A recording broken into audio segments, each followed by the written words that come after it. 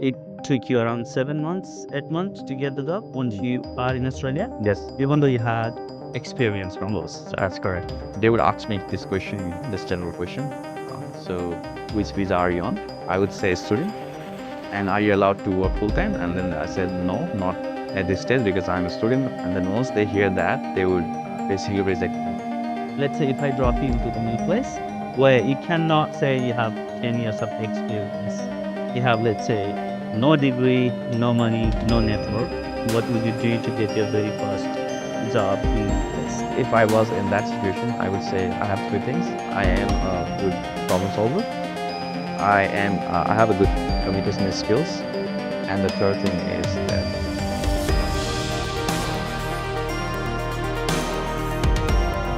Hey guys, welcome to the another episode of The Diary of a Developer. Today I have Sobit Legal, my guest, who have over 10 years of software development experience in the tech industry. He started working as a software developer overseas and now he works as a software engineer in Australia. And I wanted to share his journey with you guys so that you learn something from him and build your software development career more faster with less stress. So, Soviet, welcome to the show. thank you so much. Okay, could you please introduce yourself in better way? Yes, myself, I'm Soviet, and I am a software engineer.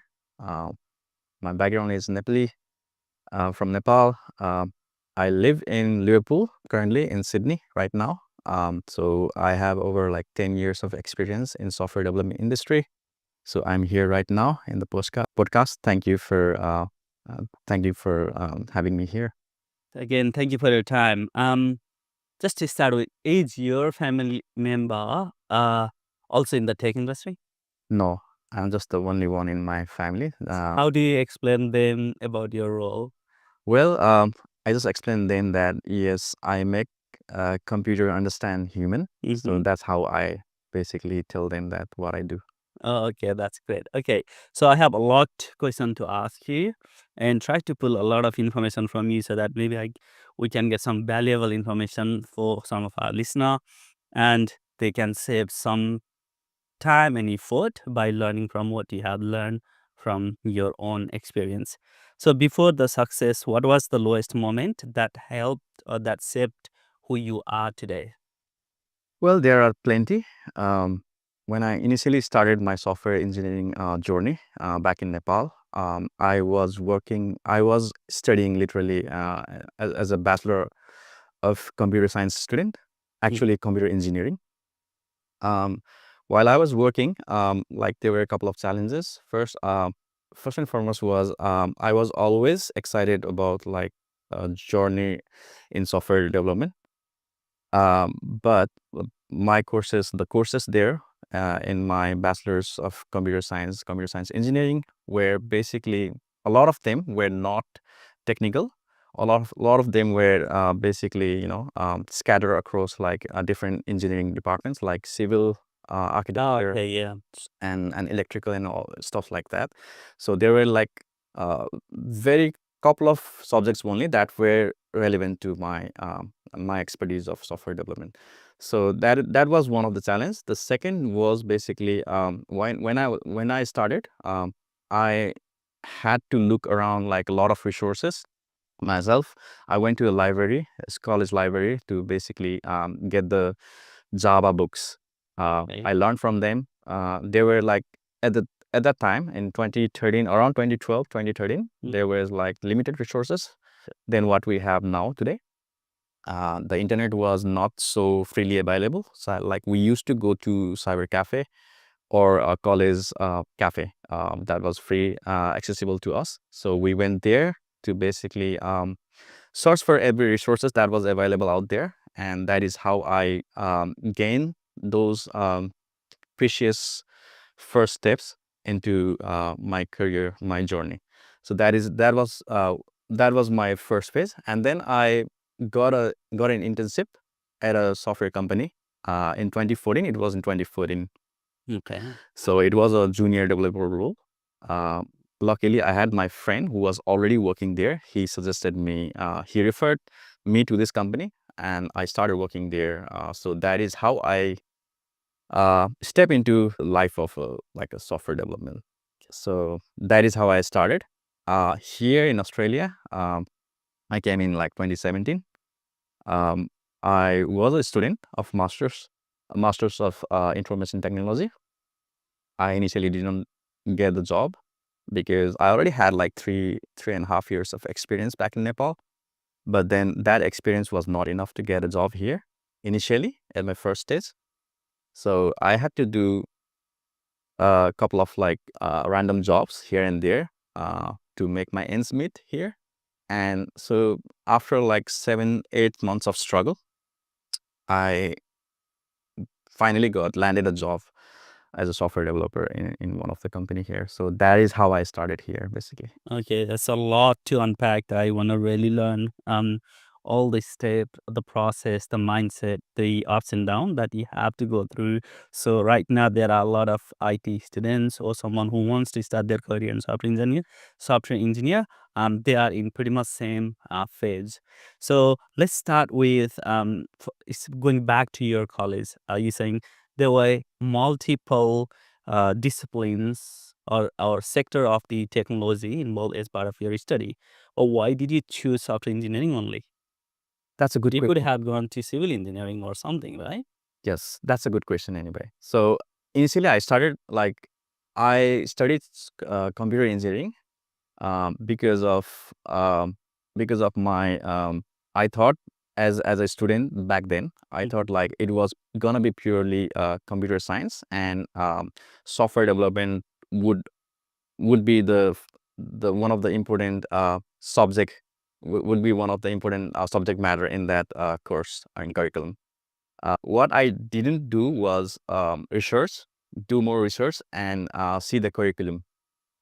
If I had done that, I would have never studied computer engineering. Uh, Rather than that, I would have studied like some software engineering courses. mm, Like that was very relevant to the software engineering because the what you mean, yes, the practical. in the university. So that was first because I am a passionate about software development because back in the day, while I was still in my school life, um, I was very good at programming. Okay. So that led, I would say that was one of the fundamentals that I studied, that I got from my school life. And then in my 11 and 12 plus 2, um, I did back in Nepal. I also took like, I was a science student. I didn't took biology, but I would take computer science in both 11 and 12. Okay. So yes, that essentially helped me to nurture fundamentals of software engineering, which is basically the programming principles and all. I got it from the academics from the early days. That is why I basically went to pursue a bachelor's of computer engineering in the first place. Okay. So because you were good at programming and you get more like it's kind of passion, and then that led all the way to the software engineering, Yes, that's correct. we can say. Yeah. Yes. Okay, that's great. Just one thing which is very important thing you just said. I wanna emphasize on that very much. Saying you got your first internship. Was that paid or unpaid? Yes, it was paid. Okay, so you said you got your first internship because of your friends. How important it is for that is, let's say, you got through the referral or because of your network, right? Now, how important it is for developer to start building the network amongst the people who already are software engineer? Yes, based on my experience, it is very important to have a referral. Back then, when I first landed my first internship, I was good because I only had like, in terms of portfolio, I only had like college projects, some side projects that I did while I was learning still. Um, but that was not enough to land me an internship role. Just because of that, I have a project or stuff like that. So I had to have someone who is relevant to my industry, who is already working in that particular field, in that particular company, who would pursue their management to basically grant me an internship there. So it was a paid internship, although it was very low. But the thing is, it would cover my cost for to travel from my home to that particular place. It was very far, by the way. So that was really important. So the referral is very important. Yeah. Okay. Knowing what you know now, yeah. Even maybe it would have been different decision for you back then, but now knowing what you know now, if you had to work as an unpaid intern, would you have worked? Yes, definitely. Because there is a lot of questions amongst the IT students who saying, or other people saying the internships should be paid, or why should I work as a, the unpaid interns? But they don't understand the amount and resource company have to invest in them. Right? Correct. And then the other thing is that most of the time, if you are in the right company, they will end up hiring you if you show good progress, right? Correct. So that's why they always hold back, say, I don't want to do unpaid interns. And that's why I wanted to emphasize again. Yep. So like AG said, you'd have done it, right? Correct. So anybody who is listening right now, there's something already valuable information. Um, if you are applying for a role and you are not getting, we hear you, we understand that is hard. Also try to get internship, right? Even unpaid, if you can afford to go to the work as Correct. unpaid, right? Otherwise, you would have spent that time for doing non-important things anyway, isn't it? Correct. So, guys, that's a very important lesson there. And also build your friend circle who is already in the industry. Like Correct. you got the recommendation, and Yes. that is one of the very easiest way and fastest way to get the jobs. That's great advice. What was your biggest fear when you starting out, and how did you overcome? Okay. When I started out, I was still a bachelor's student. So I didn't have any fear because I didn't have anything to lose. I just wanted to learn.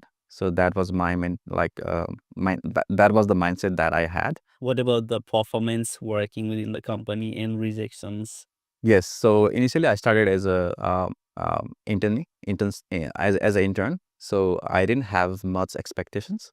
So it's just that the management wanted me to learn the new system, and help the team wherever possible. So I guess I did more than expectations. So based on my performance for the 6 months of internship, uh, I I was basically hired. So that was back then in Nepal. So here in Australia, yes, I did have experience already in my home country. So that helped. But to give advice to the new students who are here in Australia and who wants to pursue a software engineering job here, I would advise them to build a networking circle, to build a professional circle of friends, to attend there are tons of free meetups and events that are happening in Sydney. They can just go there and build their networking portfolio.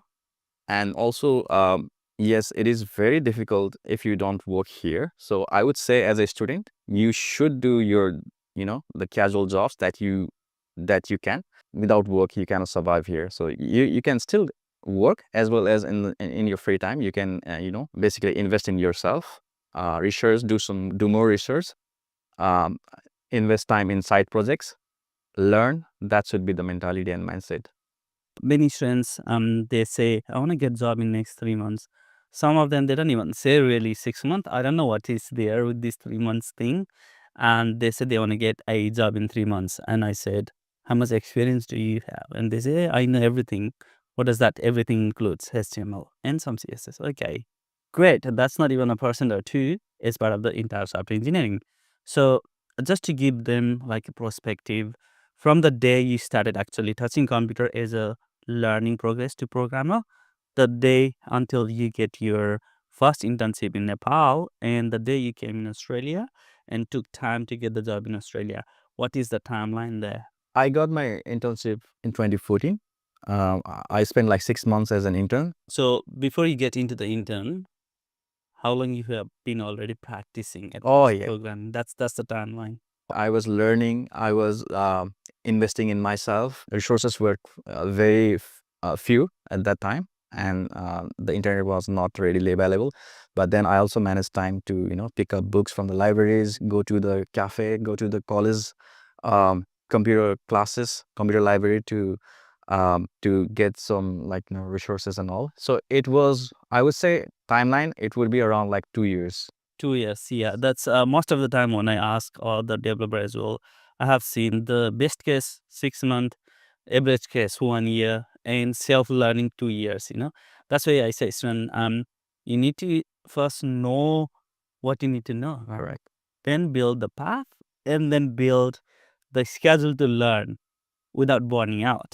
And it takes time, and you need to have a passion, right? Yes. So that's why I wanted to show like your reality as well, right? It's not only if anybody's struggling right now to really master the programming concept or software development concept.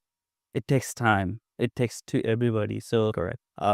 it's not because you are not talent or something else. It's just the time you need to give, guys. So as even you hear from Sobit, he would say it took him 2 years from the day he started planning or wanted to become a developer to getting the job, right? Yeah. And not only that, he already have 3+ years experience working overseas when he came into Australia.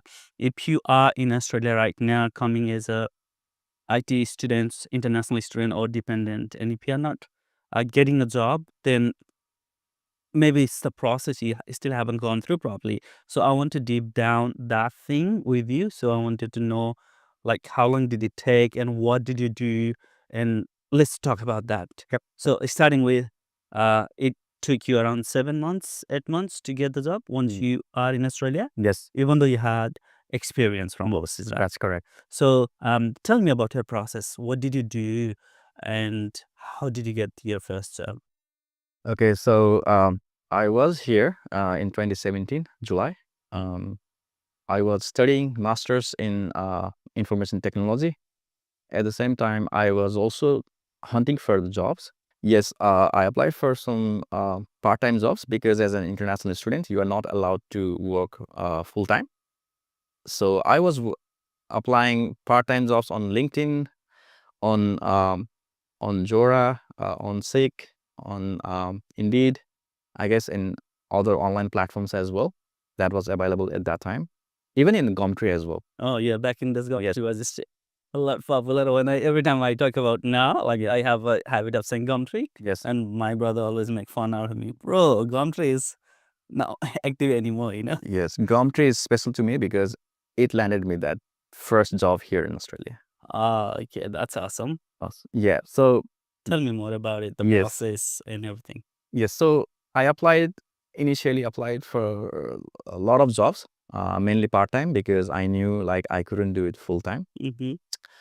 A lot of the time, my applications would go up higher, but then when it comes to like when they knew about my visa status and that I couldn't work full time. So once they knew that, I would be rejected. Problem. It was a hindrance. Okay, so when you say go, when your resume go off, do you mean the recruiter or the hiring people do get to your resume and then they call you? So Correct. you get the first call. Correct. So recruiter would basically like my CV. They would eventually apply to that particular job. And then the higher management from that particular company would review the CV. They would say, oh, it's good.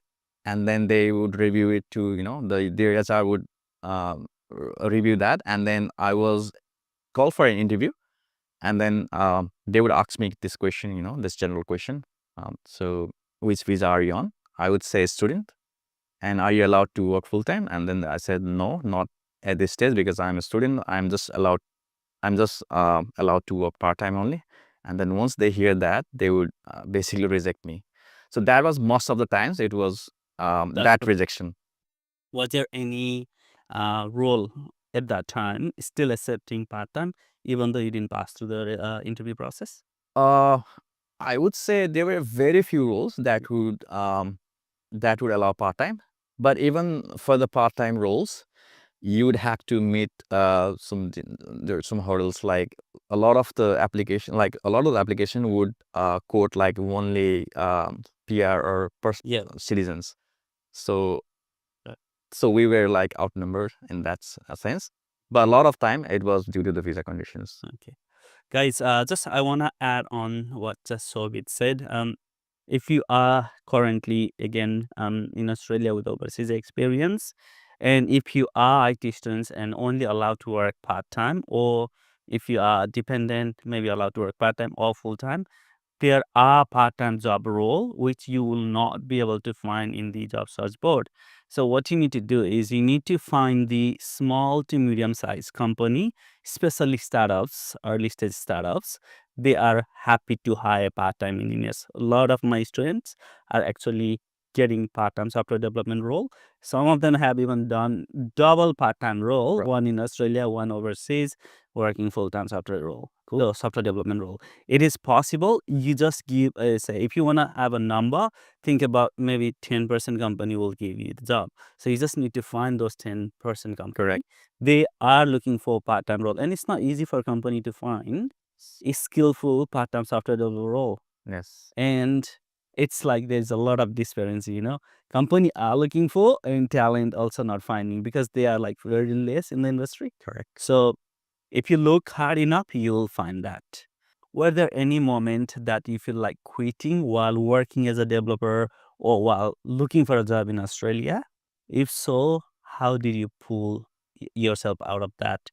Yes. Initially, while I was here, um, in my initial days when I was first here in Australia, for the first 7 8 months, I would say I didn't get a job.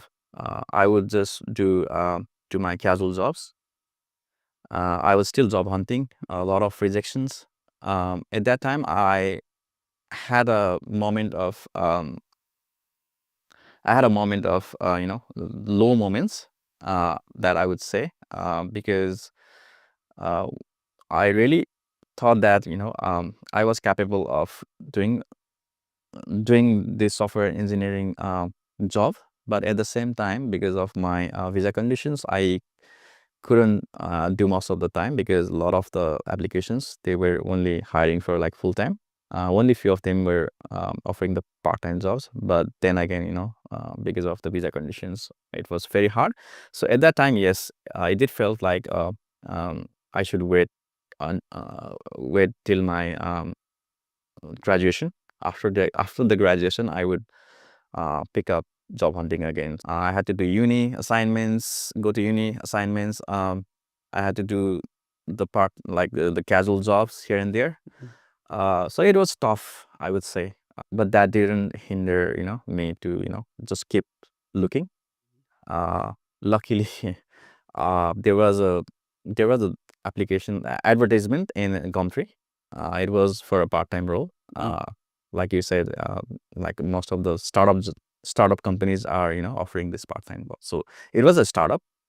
Um, it was a small startup in Bankstown.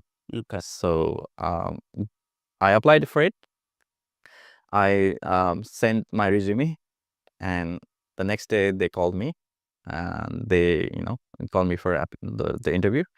It was just one and only interview that I get, and they were impressed with my CV and had they did a technical Round. interview. Yes, and yeah, it went good. So I was selected. So Tell me, if you had quit that time and waited for degree to finish before you hunting, because that sounds completely resonate with a lot of developer in the industry, would you have regretted?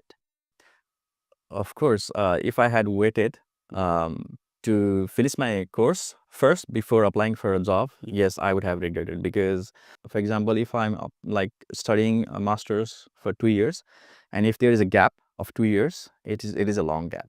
Yeah. Because I could tell I had like 7 or 8 months gap in between the last company that I worked in Nepal versus the first one in Australia. It was like 8 months of gap. In that 8 months gap, I had literally forgotten a lot of things. So when I picked my computer up in my first day at that particular first company in Australia, I remember a lot of the syntax, a lot of the code, a lot of the things that it was like a lot of things that was very easy for me back in Nepal while I was working.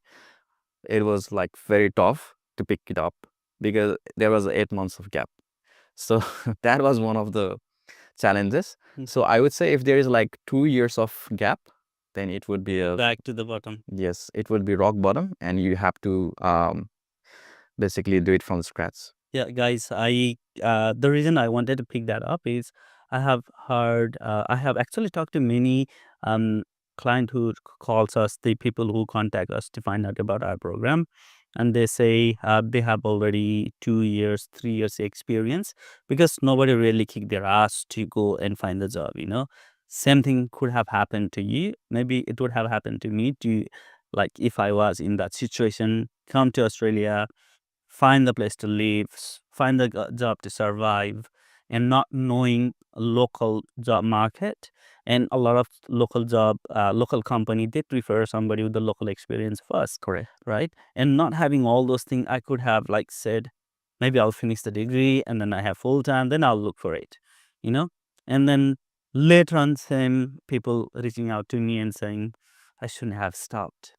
Now, not only you forgetting, what about the version change on the programming language version, change in the frameworks, and now every frameworks pops up every 6 months. Yes. And company are rapidly changing, and that because of that reason, I think everybody already know, like, hear from you guys, do not wait to apply. Yes. Make your part-time job to apply for that part-time role, right? Yes. And the another thing I want to advise here is, guys, is that yes, it is common that you tend to forget or build your speed back on project development if you have long gap. So in that time, maybe you can gather with other people and then just work on side project, or teach other people, right? You'll get, there is a saying that if you teach other, you get to learn twice, Correct. right? So do that, and you're doing favor to them, and then that actually mentoring, like kind of volunteer job, is good in the CV as well. If you're in the same situation, please don't wait. Okay, you're gonna regret later.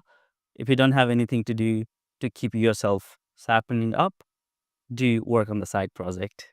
Let's say if I drop you into the new place where you cannot say you have 10 years of experience, you have, let's say, no degree, no money, no network, what would you do first, and what would you do to get your very first job in new place? So that step could be very helpful for people who is starting now. So if I was in that stage where there was no money, no degree, and No network. no network, And you cannot say I have 8 years of experience. okay, You can show saying this is what I can do, because students have these Yeah. skills, right? yes. But they don't have the commercial experience. First thing is the passion in what you do, I would say. In particularly speaking about the software engineering field, I would say problem solving is one of the key traits to have. And also you got to have a good communication skills. That is soft skills that you should have. And then third thing is learning mentality. No matter what, you should have that mindset when you are job hunting, when you are applying for a job as an intern, as a junior dev. You need to have that. So I would say if I was in that situation, I would say I have three things. I am a good problem solver. I have a good communication skills. And the third thing is that I have a learning mindset. I would say that. And then probably gonna start from networking people. Yes. Good, knock the door if you have to. Yes, it is very important. Like the networking is really important when you are in this field, in this industry, and you are a student. When you are a student, you are just being exposed to the academics only. You're not exposed to how the industry works, right? You should get that, the valuable industry experience from the like-minded professionals. So I would say networking events is one of the place that you can probably go into and build your networking circles. In the meantime, as well as that, you can just start your portfolio, start building your portfolio, I would say, with side projects, anything that you study in classes or in your free time, leisure time. You can You can just build on that. And also I would say LinkedIn. Just build a professional CV, LinkedIn profile with whatever experience that you have. Like it can be a small minor college project. You can put whatever it is, like any achievements that you have achieved in your life, in your college. I would say just add it there, chalk it there in LinkedIn, so that it is visible to the industries, the people, the recruiters, I would say. So yeah, that's very important. Okay. So just talking about the LinkedIn, how important do you think for career searcher, early stage career seeker, being active in the LinkedIn and posting on their end about their learning progress, the skills, and the project? It is very important, I would say, because a lot of the time, mostly the recruiters, they headhunt the talents from LinkedIn. Correct. Yes, I know there are some networking events that you can go, and a lot of the times the employers are searching people through those events as well. But I would say if you don't have time to go to these networking events, you are solely relying on online presence, then I would say the LinkedIn is one of the best platform that you can think of when it comes to like showcasing your portfolio. It doesn't have to be that you don't have to put on like a professional experience over there. You can just put it like whatever achievements that you have gotten, you can just put it there. Maybe like I said it before, you can put it your college projects, side gigs, or group assignments, or anything that you've learned from. Just chalk it there. That would be one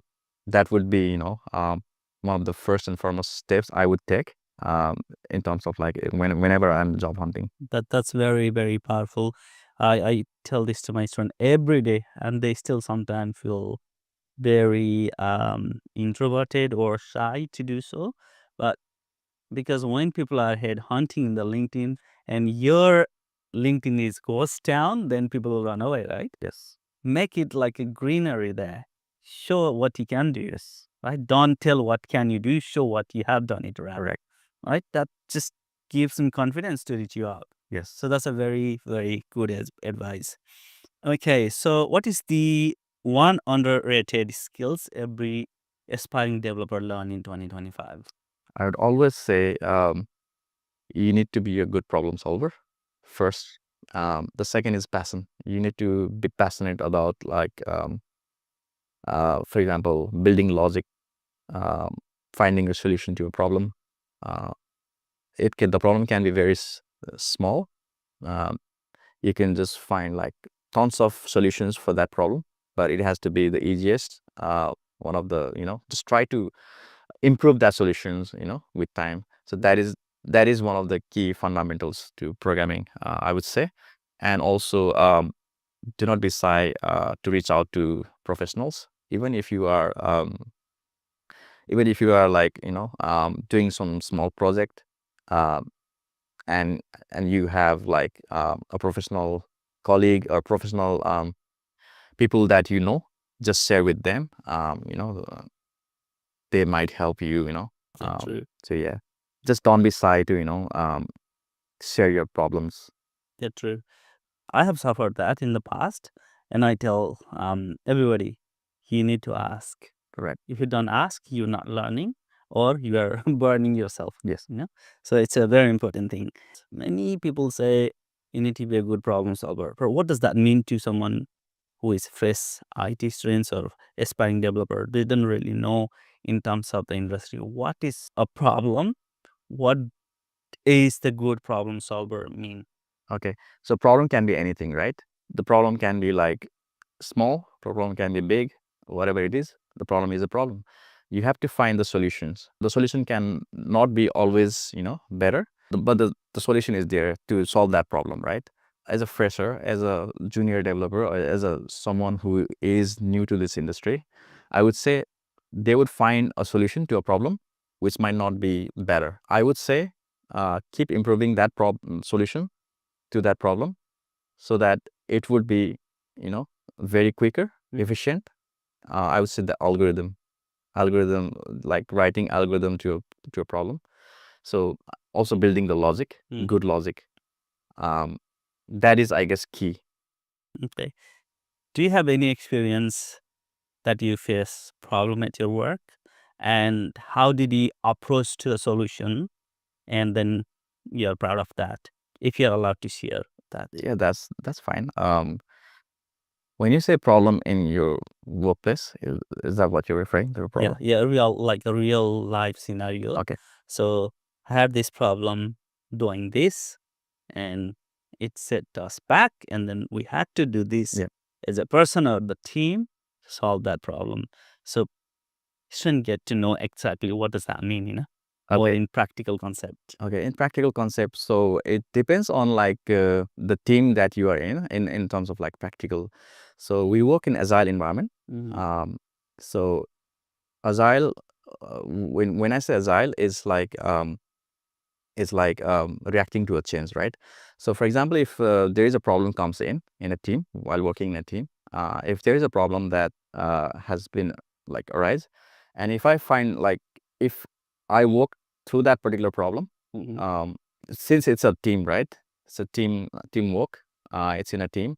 The team would basically review that solution to a problem, and what it means is basically you would have like second, third, fourth pair of eyes looking at that particular solution to a problem, right?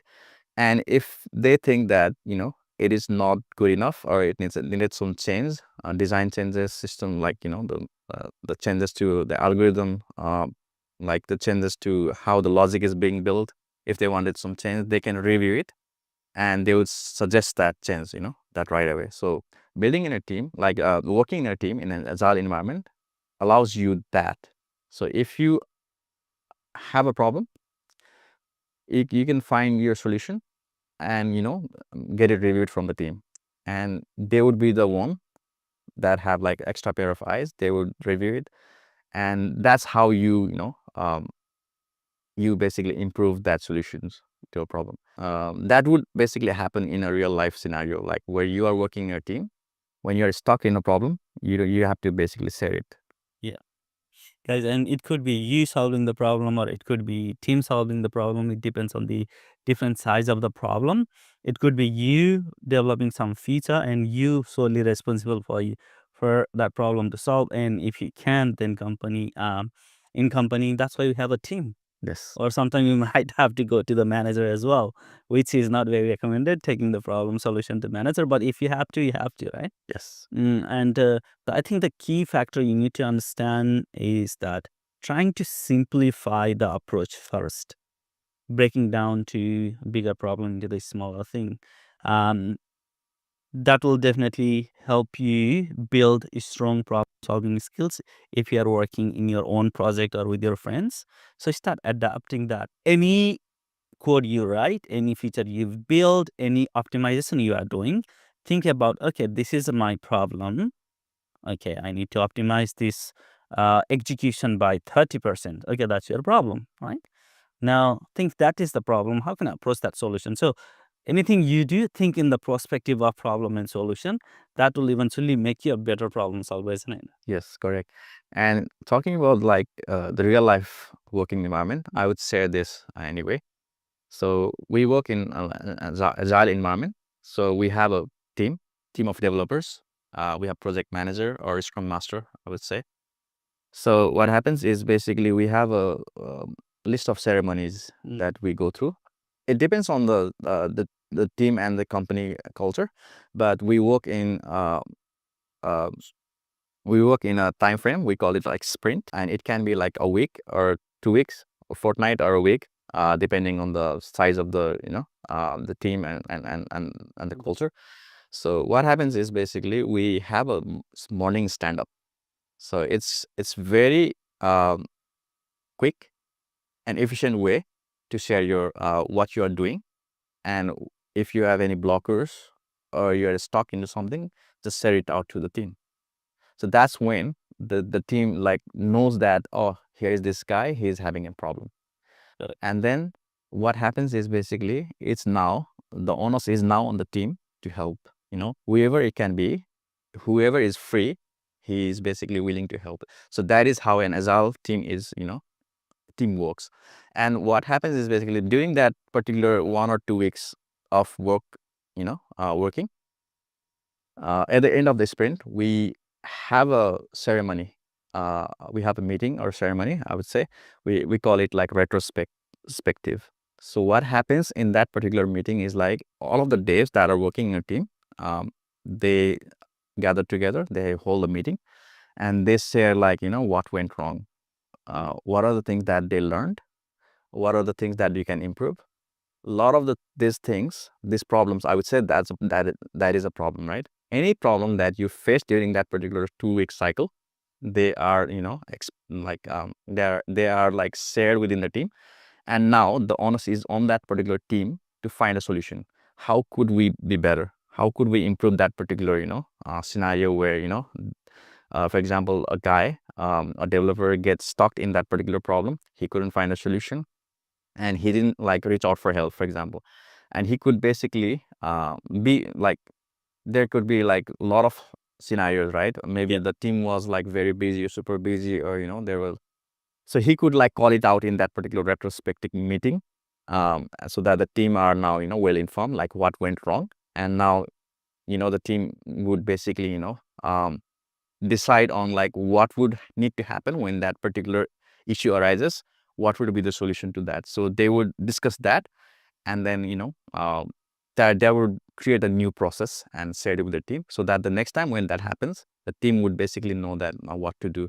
So that's how real life, a working environment works. Okay, so I want to give that more insight about the real life for people who has never worked in the company, so that they learn to adapt that while working with other people. Correct. So what we do here during the learning is part of our like a 6 months boot camp. For 4 to 6 months, we put all this trend together as a software development team. And then in the team, I'm going to maybe ask you these questions so that you explain them later. And then we give them one lead role for each part of the software development cycle, and everybody has to do the coding. Right. So that, and then we do DSM, daily stand-up meeting, or also known as hurdle meeting. Like you said, usually that's like 15-20 minutes, guys. These are the keywords you need to know. This is how you're going to learn the, like, what is the working in the team like, what is company culture. So like ceremony, sprint, DSM. These are the different topics we can like spend an hour on it, but Google up and look into that. So that's really important, because just learning to code is not enough. You need to learn to work in environment with the other people, and then you need to know how the team structure like as a software development. There is a many different way company structure the software developer, starting from one person to pizza size person to two pizza size person. There's a different way of forming the team, but there are key roles in software development team. So instead of just me saying in generally, can you, if it is okay to share, can you share your dev team from the PM to dev? Uh, what are the roles there, and who is generally responsible for what, so that anybody who is watching and have never worked into the real software development team, they understand where they need to stand, and then start learning about that more. So based on like what I'm doing right now, I'm working as a full stack engineer in a software company here in Sydney. So we have a team of like 12 developers. There are 2 product managers. So we have divided, right now we have divided the team into 2 halves. Yeah. So one half of the team is working on this certain functionality feature of the application. The other half is basically working on the certain functionality of this application. The product manager is now divided, like there are like 2 product manager, one product manager assigned to that functionality A and the other to functionality B. And we have an engineering manager who basically manages us, like, man-to-man management, who leads the, development team. The roles, I would say, product manager is responsible for building, creating tasks. We use Jira project management tool. It is a project management tool. Yeah. It's Atlassian product.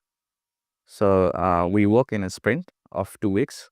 Project manager would basically hold a planning meeting every at the start of the sprint. Yeah.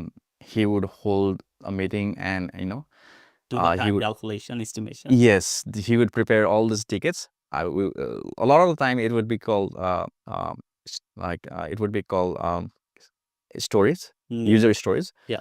But there are some tickets as well, like issues also that are not so descriptive in nature, like the bug fixes and all. Yeah. So he would prepare that. He would discuss this with the team. He is the tickets that needs to be done. He would basically we do the story point estimation.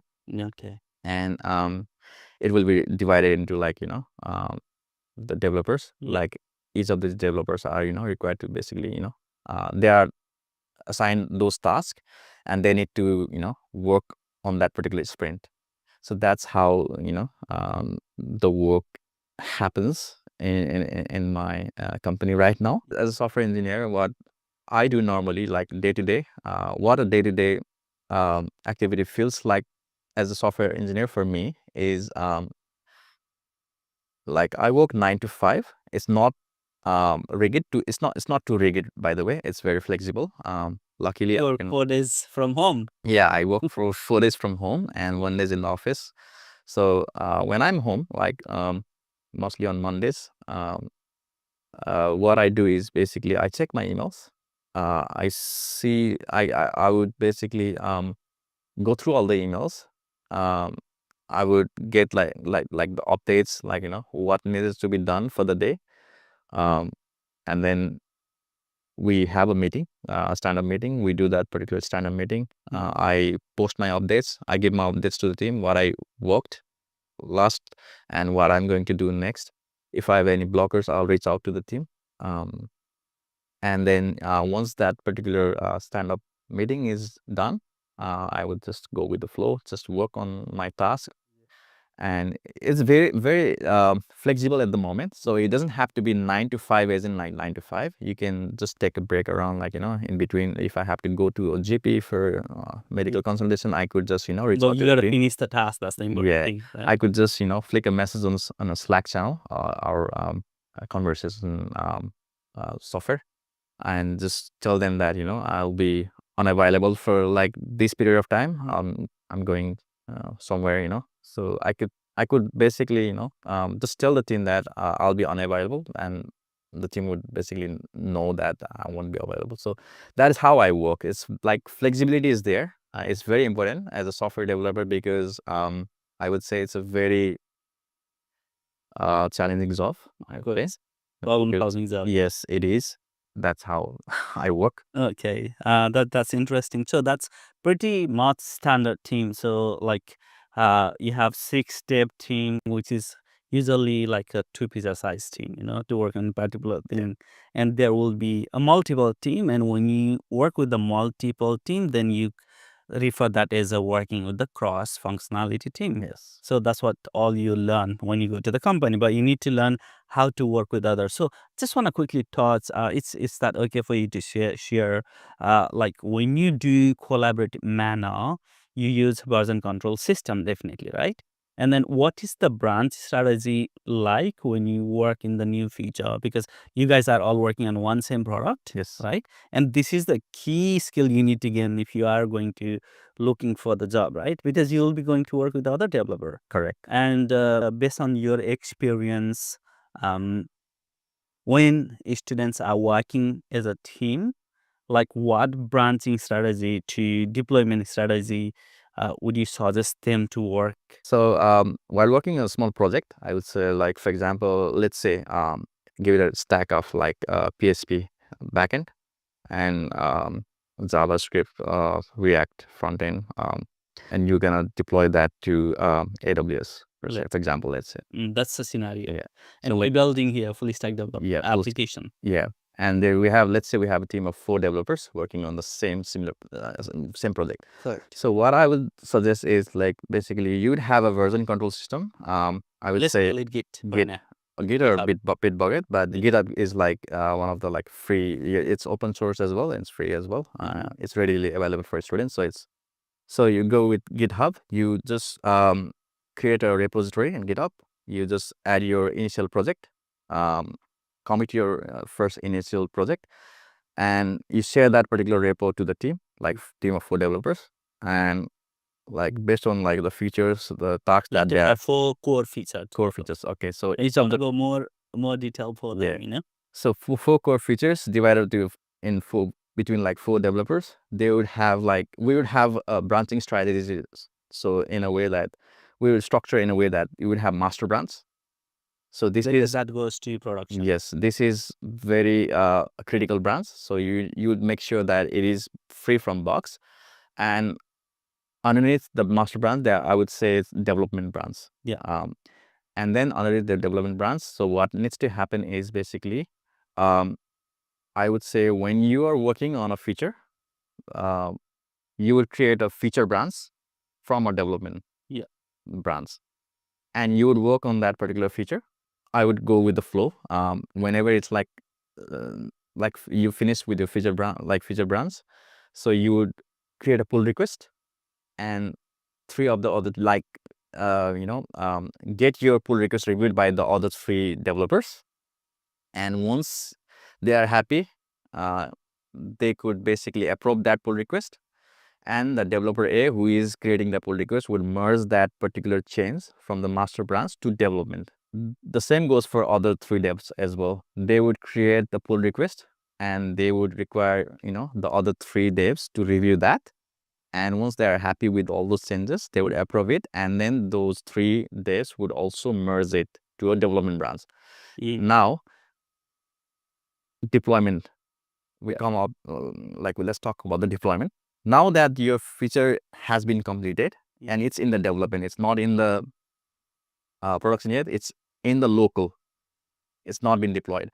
So now what you would do is, I would say deploy that, like there's like frequency in like how you would deploy, right? If it's a formalized process, you would deploy once in a week, but I would say it's a small project, you can deploy like every day. That's fine, as long as like the development, like once all the 4 features are in development, what you would do is you would have a CI/CD pipeline. I would say you're using GitHub, so you would basically be you may have understanding with GitHub Actions, which is a CI/CD platform in GitHub to basically automate your deployments.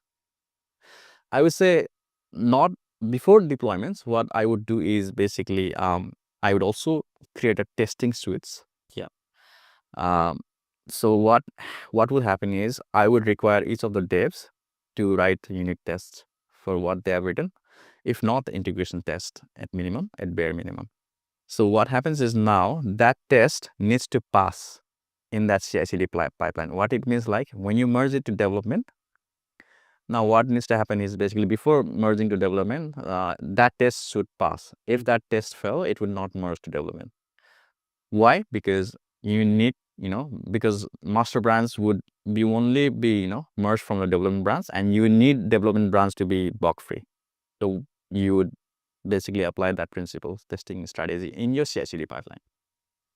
Now, once your feature branch like development is now complete, now you are ready for deployments. Now dev would basically deploy it to the staging environment. And there you would basically test your, all the full-fledged feature tests. So that's the end-to-end testing. Yes, end-to-end. So that's kind of roughly what we said. This is like I draw it out. That's correct. So work on these guys. This is at the beginning gonna create a lot of problems, especially when you have a merge conflict. Oh yeah. Now I wanna just toss one question on that, and I wanna move forward because I don't wanna go into technical conversation too detail. Because a lot of listeners are still fresh graduates, but they need to know, right? So what is merge conflict and who is responsible to fix that? It's your responsibility as a dev. Merge conflict is something like if you are working on the same feature, like for example, feature A, and you have 2 devs touching on the, like for example, the same file. Now what happens is like the first one who committed would go through that particular master branch or development branch, whatever branch. Now the second developer now who is working on the same file, now if he pulls the code from, like, let's say development into his feature branch, now there will be the conflict because because there are two devs worked on that same particular file, and version control system doesn't know which one to keep, right? yes, that's correct. And you have like personally, I use PHP Storm. Also, I use Visual Studio Code as well. But your IDE would be able to help you, Yeah. you know, with your conflict Code conflict, yeah. conflict resolver. Yeah. And you would be basically consulting. You would be consulting with that other developer. First developer. Yes, and you resolve your conflict. The easiest thing is that if you see there is not same code line, yeah, you can just accept both. Yeah, because if like both the code are doing completely different things, Yes. right? You can just accept. But Correct. if you are writing something doing pretty much same thing with the other dev, then you need to definitely take advice from the other person, and it's your responsibility to fix it. I want to talk more about AI, especially your company is going AI first development. When I say AI first, you guys are building LLMs, or let's not go into the product now, but kind of going to AI first company, right? In terms of service, in terms of the developer experience. Is AI completely replacing developer or creating more opportunities? How you have envisioned this? But for me personally, I think AI is not replacing developers. No, um, it is actually helping the developers. As a developer, if you adapt AI, it would make your life a lot easier. Because back then, when there was no AI, I remember debugging like would take a lot. I would try it myself. If it didn't help, I would basically reach out to Stack Overflow and other, dev conversation portals out there. So it would take like a lot of your time, and to basically resolve those problems. But now you have AI readily available, like free as well. Like ChatGPT is free, right? So you could use like AI tools. For example, not only ChatGPT, there are like tons of tools out there. Like I would say GitHub Copilot is a very good one. Yeah, I think they recently released new feature as of today, which is even more powerful. Yes, it is evolving day by day. So which is a good thing for developers. I would say let's not worry about AI. Let's focus, on evolving with AI. So can you tell me how AI has been integrated in your company and how you are using AI, just to give some perspective? Well, we use GitHub Copilot because the company has been generous enough to provide us with the subscription for all the devs. Awesome. And we also use paid version of ChatGPT as well in our work. And not only ChatGPT, I guess the other devs in my team, they are experimenting with some other tools as well, like Claude. Yeah. And some other stuff. Coding, find something. Yeah. Like by the time you watch this, you're gonna see another 100 different Yes, coming. that's correct. So, and also the features and the product that we are building is also AI focused, purely like, we are leveraging AI. So, yeah, that's what it is at the moment. So working with AI, building an AI product. So because So it's still as a fully stack, even if you are working AI product, you still need to become a fully stack developer first. oh yeah, Then only that's why, because I see a lot of people, they say, oh no, AI is the future, I'm not learning AI. Well, what part of the AI do you want to? I generally categorize AI in terms of learning and becoming professional in three normal category. One is just learn the tool to use it. Use the tool to basically do some business thing, maybe create the video or create ad copies or do some automation, right? That's a tool user. yes, Right? Very less technical. Second, a full stack developer who actually integrates AI model in the product. correct. And then third level is AI engineer who purely works on creating LLMs and optimizing the LLMs. So if you want to work in this top two, that's where the most of the job gonna be, because there will be very less company who will actually go and then create the LLM and then create the completely new LLMs. That takes a lot of money, a lot of resources, and only big company can do that. So there will be less job pool. So the most of the job gonna happen is how to use the tools, Yes, and then how to integrate AI correct. into the production. So you need to become full stack developer anyway too. go and do that, isn't it? Yes, that's So right. start with the problem solving skill and then get into the AI, Yes. which is now part of like it's a crucial to Yes. learn, isn't it? I guess in most of the workplace in Australia, they are implementing AI in their workflow. So in my company as well, where I work, so we are using AI for like day-to-day, as a day-to-day tools as well. Also as a developer, we leverage AI. Like we do a lot of the repetitive tasks that we had to do before. We just automate it using AI. So yeah, it has been of like very much help to us as a team. So I would say, for freshers out there, we should evolve with AI. We should use AI, but at the same time, you also need to, invest your time like learning the process, learning, the new technologies, and use AI, obviously, if you get stuck, if you need some debugging tips. Also, I would say like, be creative, like be creative with like there is the thing called prompt engineering. That's the already Yeah. that. So be good at like, how you refine prompts, to get leverage the most out of AI. Now I want to shift a little bit about the personal growth side as well. So our industry evolves so fast and it's very competitive as well. So how do you stay up to date in this competitive industry? Well, I'm an old school guy because I read a lot of blogs. Like there, I have a few subscriptions as well, like the medium.com. I follow some tech blogs. I normally scroll through LinkedIn feeds to see like what my peers are doing. Usually they are sharing some bunch of articles, blogs, any new articles that comes up in technology space. I take a look at that. My email feeds, my email inboxes are a lot of the time filled with like the new tech articles that comes. Like for example, I follow Lara Daily blog. That's really specific For the Laravel framework, and yeah, that's how I So it's a read, watch, get your head space around the. and also not only the blogs and the tutorial stuffs. I also go to the networking events. Yeah, Like that's very quite a lot. So I go to PSP meetup. Like that happens like every month. I haven't been going for a while now since I had some more priorities.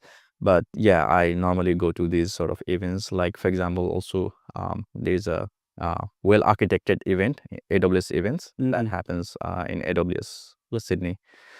First, I also want to add there is a GDZ festival as well. Correct. We really we support that event as well. I've been there once. Yeah. So you probably have seen our logo there as well. Yeah. Because we are one of the supportive partners as well, and yeah, we support all the event possible. Any specific advice for people who is going to event for the first time? Don't be like hesitant to look up to the people. Just talk to them. Just share your knowledge, experience. Just network with them. You can find people from like all like the age group. Different age groups. Just be because this is Australia. They just value like your time. So don't be hesitant to just say hi.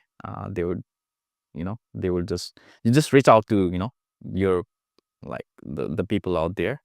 And also normally like a lot of the meetups that I've been in my initial days, the topics were like off. Like I didn't know like most of the time like what was going on and all, but still like I could find a couple of people that I could reach out to. And that's how I built my LinkedIn connections as well.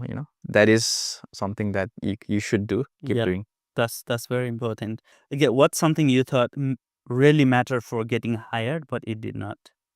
Hire as in? Like when you get hired, while you're looking for a job, yeah, you thought this is really important to get hired, but it was not that important. Is there anything you experience? College degree, it's really not important. Yeah, yes, I put 1000% support on that. Yes. Okay. Any surprising LinkedIn or resume hacks that worked for you and you can advise to someone? Well, like I said it before, just chalk in anything. Like it can be any achievement that you have done, like achieved in your university. Like, for example, you may have finished your assignments and you got a A+ grade, or you got a like any awards, like achievement awards, like Dean's List, like if you were awarded Dean's List or academic achievements award, just put it in your LinkedIn profile. And anything that you think you have done in your college that works. Like achievements, Yeah, any achievement. any achievements, yeah, that you can showcase it in LinkedIn. That helps. Okay. What's one mistake you have made in your career while starting or while you're in the career that others should avoid? Yeah, there's a lot, I say, but one thing that stands out is like not reaching out to others. Like Okay. just you should reach out to others if you are stuck. Because when you are working in a team, and let's say you are working on a task, and you are like working like a horse, like you work like overnight, you're staying late, till late, you are awakening, and you're trying to fix this problem. You cannot find the solution. Rather than wasting your energy and effort and trying to solve it yourself, just try to reach out to your colleague, your team more. That happened to me in my early days, and I would suggest to every freshers out there, if you are stuck, if you are blocked, just let others know so that they can unblock you. Yeah. Quick tips in there. Be available for other people. They will be always available for Correct. you. What's been your proudest moment since you become a developer? I would say, yeah, I think my parents are proud. That's what Makes you proud. that was makes me proud as well. Yeah, I'm proud to hear that too. thank you. What would your younger self would surprised to know about you now? My younger self would be surprised to see me. I'm still programming, like Why? because it's been like 10 years already, and I still love programming. It's not that I don't, but my younger self would be still, surprised that I'm still programming. Okay, so you think you may have thought to become something else in that? Yeah, because part of me has always been like, I always had, that in my mind, that entrepreneurship mindset that I had, that is in my head, but I haven't turned that into reality. So yeah, Maybe it's the that's calling for you now.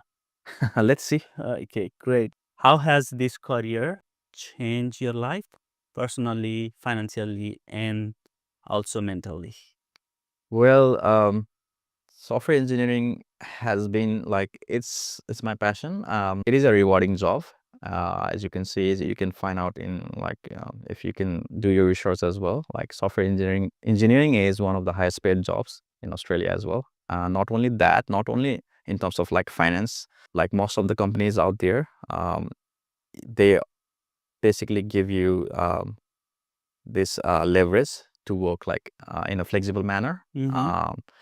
So that is one of the good thing good things to have, good things to to have as a software engineer, to that work life balance that you get.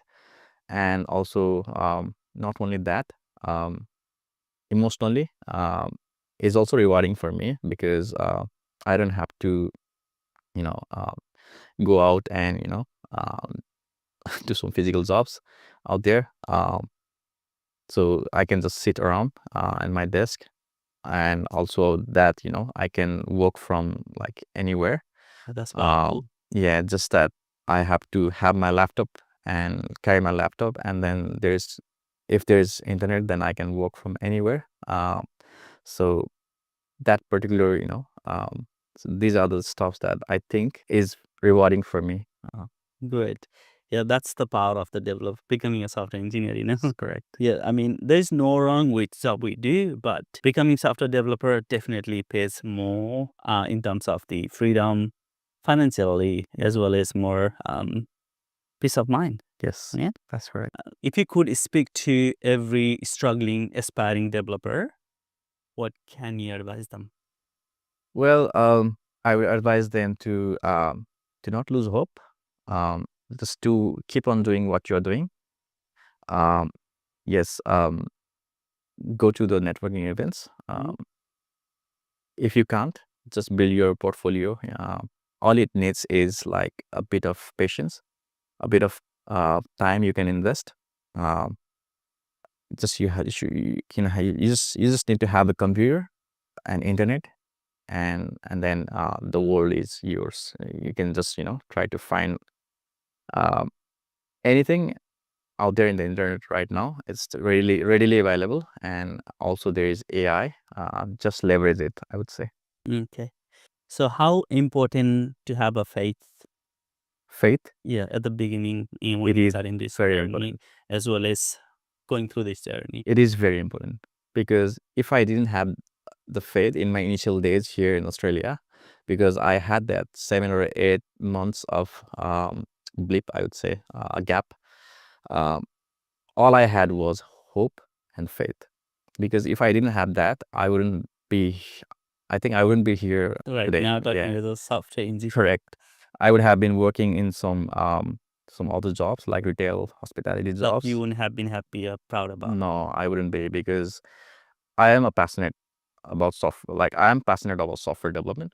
I had always been, and to be able to work in your field, it's quite it is very satisfying. At the same time, also it is rewarding. So I'm very content. So yeah, it's important for you. Yeah, I think faith, we need to keep a faith. That's one thing, and hope, as you said, to get us going. Correct. Right? Okay, yeah, that's very powerful too. Guys, we are almost to the end. Is there anything that you wanted to discuss that we didn't cover that would help to our audience? Well, yeah, I would say, like, as a fresher, yes, there are a lot of things that might come in your mind. Like, you might be in dilemma whether to pursue this or that. What I would suggest is basically trust your instincts. Not everyone, can be a software engineer. Not everyone would like to be a software engineer. Information technology is very broad. There are other fields like networking, project management, business analysts, system analyst roles out there. Just explore that as well. If programming is not your, cup of tea, you can probably explore elsewhere as well.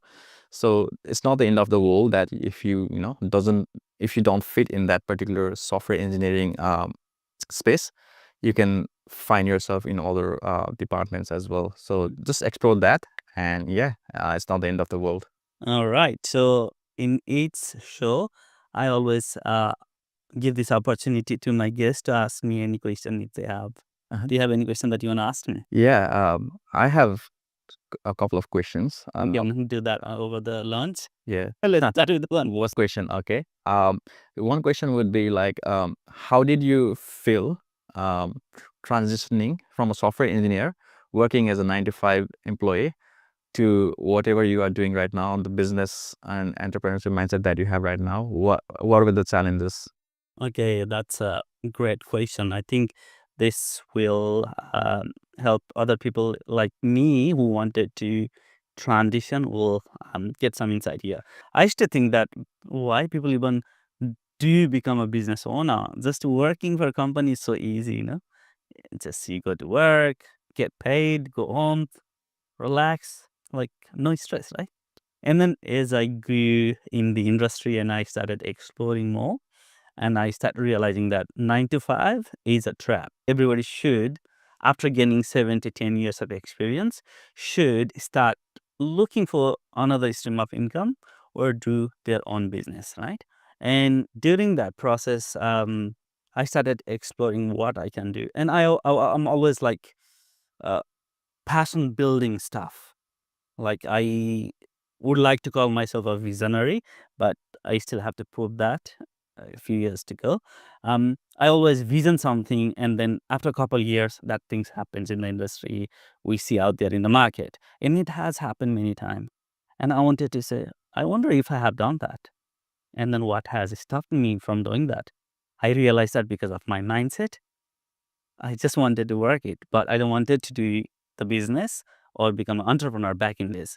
And this is why I started exploring about the entrepreneurship. And more I explore, the more I wanted to become one, and less I wanted to work as a developer only. And then now I need to find the reason to change it, or I need to find that transition, and which was not easy. So I saw this advertisement saying, if you're really passionate about helping other people, building the project, running your own team, and make some impact in this earth, not just by working, by bringing what you can bring for solving other people, then this is what you need to do. I watched that video, like 13-minute ad, and I instantly felt, yes, this is what I was lacking now. And then I decided, okay, I want to pursue my own business. I wanted to start some startups. So I joined that program. It was very expensive. I didn't even have money at that time. And I called my sister, who is in US, Okay. and the coach from US. And then, sis, I need money for this. Can you help me? And that program is in US. I just need your credit card. She said, here's the credit card details. She didn't even say anything. Oh, wow. Yeah, that was a few thousands worth.